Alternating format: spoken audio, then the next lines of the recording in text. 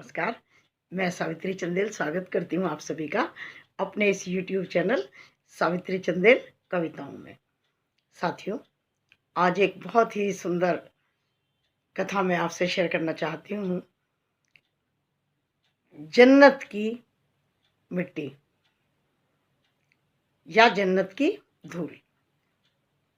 तो एक बार एक गांव में कोई व्यक्ति मृत्युशैया पर था, काफ़ी दिन से बीमार था और बहुत अधिक कष्ट पीड़ा भोग रहा था। जब उसका बिल्कुल अंतिम समय सब लोगों ने निकट देखा तो आस पड़ोस के लोग सब वहाँ पर इकट्ठा हो गए और सब ये सोचते रहे कि हम क्या करें कि इसको इस कष्ट से मुक्ति मिल जाए। उसी बीच में वहाँ पर एक महापुरुष आते हैं।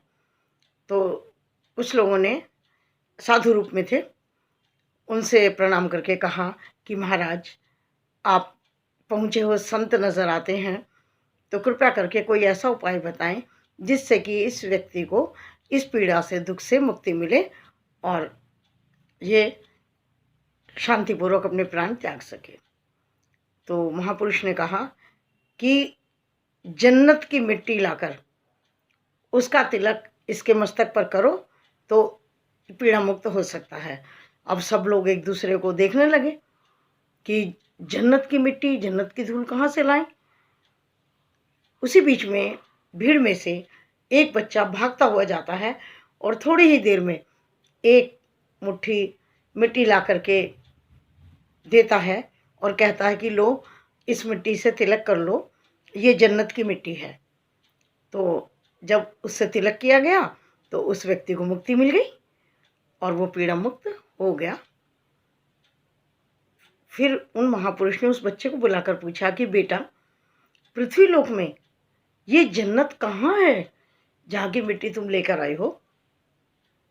बालक बड़े ही मधुर स्वर में बोला कि बाबा जी, जब मैं छोटा तो उस समय भी था वो, लेकिन मैंने एक बार अपने स्कूल की टीचर से सुना था, हमारी टीचर ने हमें बताया था कि माँ के चरणों में जन्नत होती है और माँ के चरणों की धूल से बढ़कर कोई भी दुनिया की जन्नत नहीं होती है, कोई सुख नहीं होता है।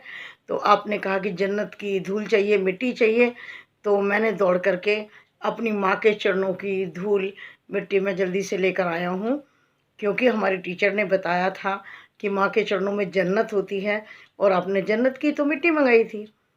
महापुरुष बड़े खुश हुए और सब लोग इस चमत्कार को देख करके हैरान हो गए कि देखिए, उस मिट्टी से ही उस व्यक्ति की पीड़ा समाप्त हो गई।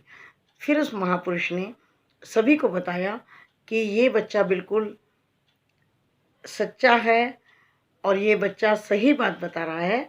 माँ के चरणों में ही जन्नत होती है और माँ को कभी भी ज़िंदगी में दुख नहीं देना चाहिए, उससे बढ़कर पाप कोई नहीं है, क्योंकि माँ अपने बच्चे के दुख को हमेशा ऊपर लेती है अपने, और कभी अपने बच्चों के आँख में आंसू नहीं आने देती, उसका आजीवन ये प्रयास रहता है। इसलिए माँ के चरणों में जन्नत होती है। ये कथा केवल कथा नहीं है, ये एक सच्चाई है और आप इसको देख भी सकते हैं कि जिस भी घर परिवार में माँ को खुश रखा जाता है, बहन और बेटी को खुश रखा जाता है, उस घर में खुशियाँ सदा निवास करती हैं, ये भी आपने सुना होगा। और माँ के पैरों में जन्नत है, ये तो आपने अभी सुन ही लिया। तो यदि आपको मेरी ये कथा अच्छी लगी हो, मेरा ये कार्य अच्छा लगता हो इस चैनल का, तो इस चैनल को सब्सक्राइब, लाइक और शेयर कीजिएगा यदि आपको मेरा काम पसंद आता है तो। धन्यवाद, नमस्कार।